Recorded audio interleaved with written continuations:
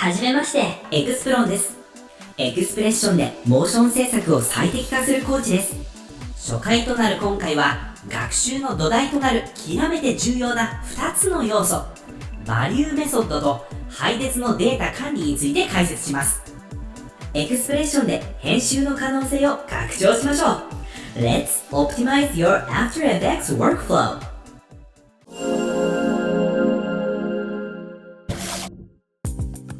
エクスプレッションを記述する上で知っておきたい重要なメソッドがバリューメソッドです。バリューとは文字通り値のことですね。では何の値でしょうか？答えはプロパティ本来の値です。ではコンポジション9にシンプレイヤーを描画してエクスプレッションを書いてみましょう。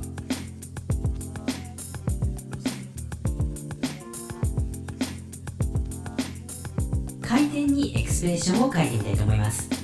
まずは回転をアクティブにしてアニメーションからエクスプレッションを追加。これでエクスプレッションをコーディングするエディターが開きます。もしくはプロパティを右クリック、エクスプレッションを編集からエディターを開きます。ショートカットなら Windows なら Alt、Mac なら Option を押しながらストップウォッチをクリックするとエディターが開きます。45と記述します。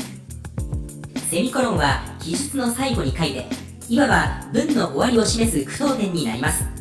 ここまでが一つの命令ですよという合図です。正方形が45度傾きました。プロパティも赤くなり45度になります。エクスプレッションが反映されている状態です。赤い45をクリックしてアクティブにすると、エクスプレッション記述前の元の値の0が出てきます。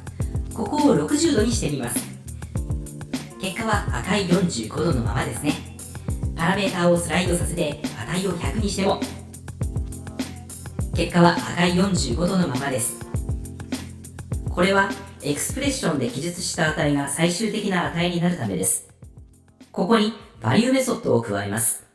バリュープラス45。回転は145度になりました。元のプロパティの値をクリックしてみると100なので100プラス45で145度になっています。つまりバリューメソッドはプロパティ本来の値ということになります。これが便利な点は、エクスプレッションのみだとキーフレームアニメーションが反映されませんが、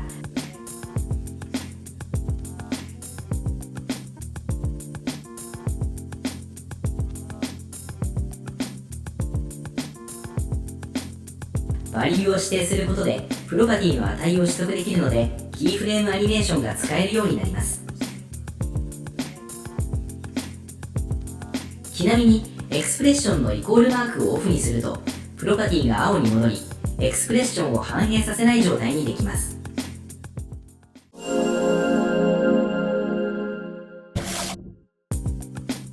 次にエクスプレッションを学習するために知っておきたい大事なことは配列です。プログラムにおける配列とは、複数のデータを一つの箱の中に順番に並べてまとめておく仕組みのことです。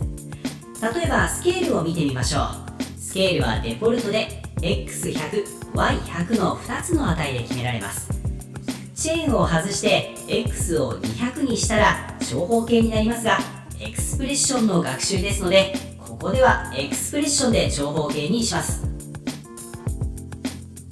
エクスプレッションエディターを開いて、配列はブラケットカッコで囲んで表記します。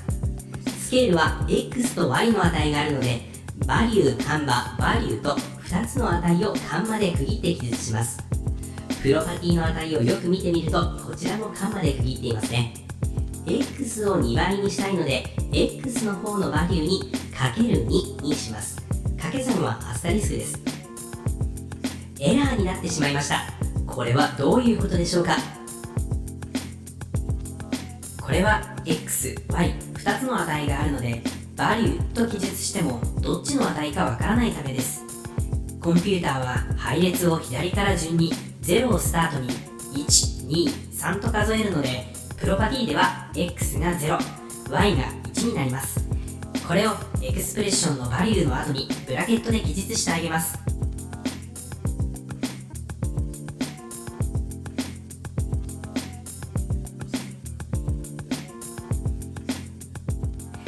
スプレッションが正常に反映されました。3D レイヤーにすると位置は X、Y、Z の3方向の軸になりますね。この値をエクスプレッションで記述すると、ブラケットのバリュー0、カンマ、バリュー1、カンマ、バリュー2、ブラケット閉じるになります。